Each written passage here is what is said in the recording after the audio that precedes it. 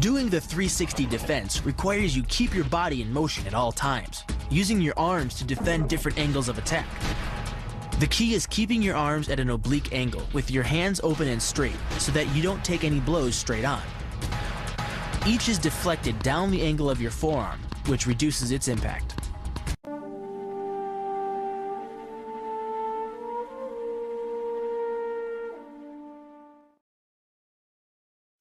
The kick's power comes from the torque generated by the rotation of the hips. It's the same principle that cracks a whip.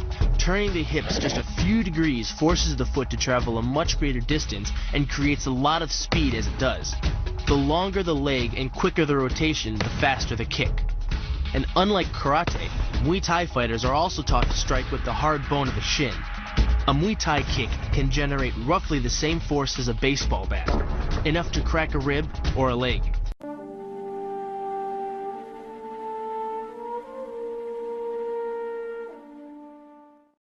The hyperextension of the elbow, created by pulling back on the locked arm, virtually ensures that he will be taken down.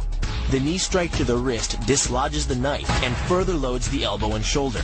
The technique can easily result in damage to the elbow joint, the tendons of the rotator cuff, or even a broken arm.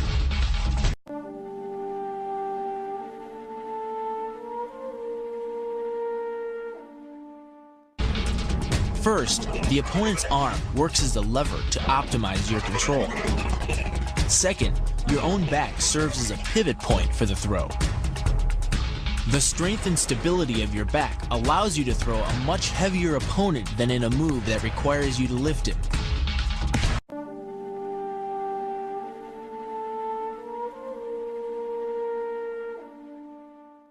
This kick is all about speed.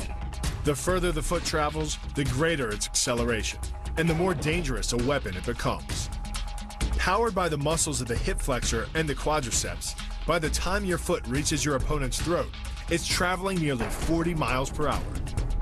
That type of speed yields over 1,000 pounds of force, enough to puncture the Adam's apple and crush your windpipe.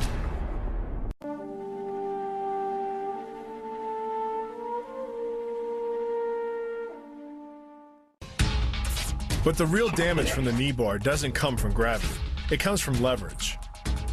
Once the knee is locked, your hips act like a fulcrum, and his leg acts like a lever, multiplying any force you apply.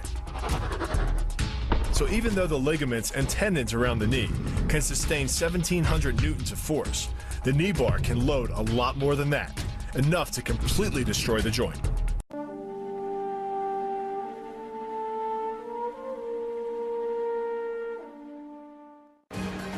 The key to the reap is to get your opponent's center of mass outside his stability zone. To do that, the Marine pushes his opponent at a location above the center of mass, while using his sweeping leg to create a tripping point, which is below his opponent's center of mass. Once the loss of stability has occurred, gravity does the work, and the damage. On the ground and on his back, your opponent is now vulnerable to any number of finishing strikes.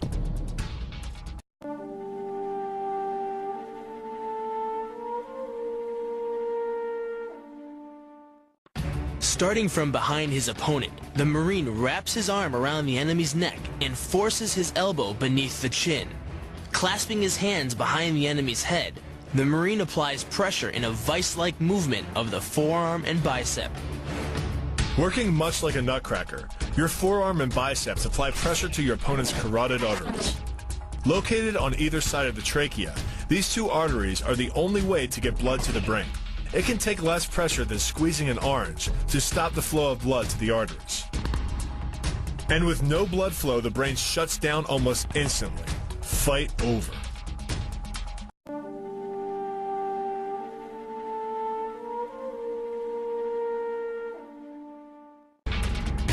It's aimed at the largest gland in the human body, the liver.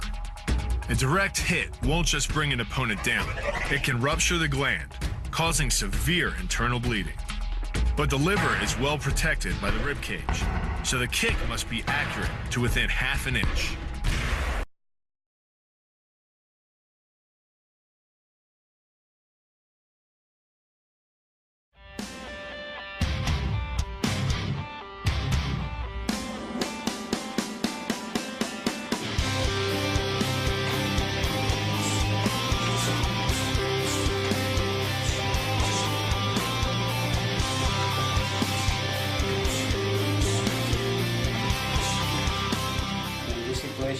create like a discussion with the partner.